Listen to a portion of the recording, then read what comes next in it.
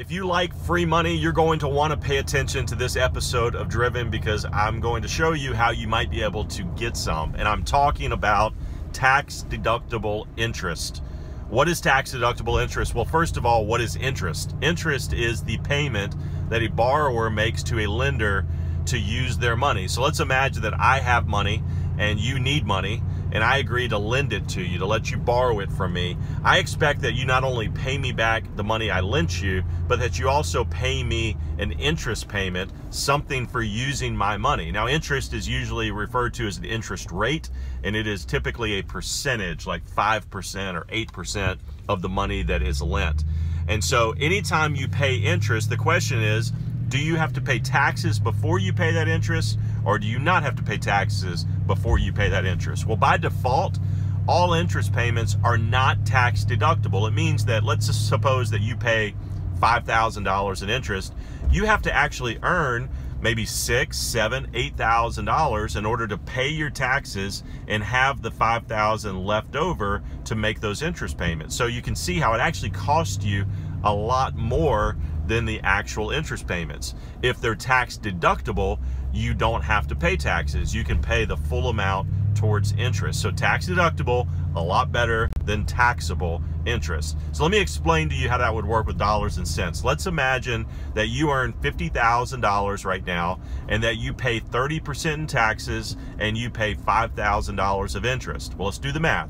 50,000 minus 30%, which is 15,000, means you have 35 left over, minus another $5,000 for interest payments, means that you have $30,000 left over in your pocket to spend however you want, to live your life, to use it to travel, to buy a car, to go out to dinner, whatever it is.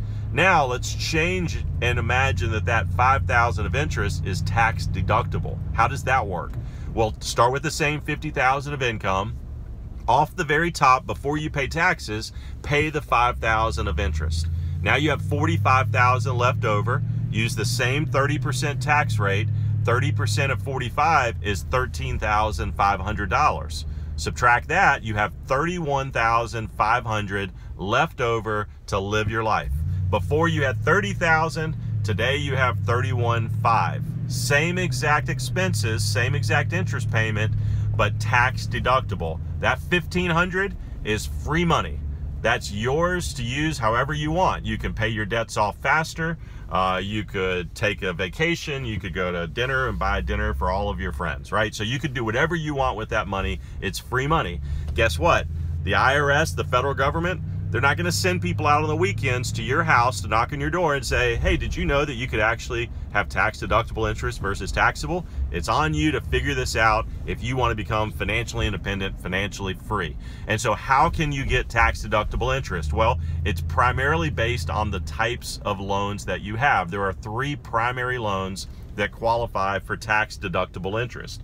Those are student loans, mortgage loans, like when you're buying a home, and business loans if you start a small business. Those are the types of loans. Not all of those loans are tax deductible, but those are the types that can potentially be tax deductible. So you need to talk to your lender, you need to talk to your tax advisor and ask them, how can I make sure that I'm paying tax deductible interest? By the way, let's suppose right now you have credit cards and you're paying $5,000 a year on your credit cards, on your interest for credit cards. Those aren't tax deductible. What can you do? Well, maybe you own a home, or you're going to buy a home where you can move that debt underneath the home. You can attach it to your mortgage. You could get a home equity line of credit or a second mortgage.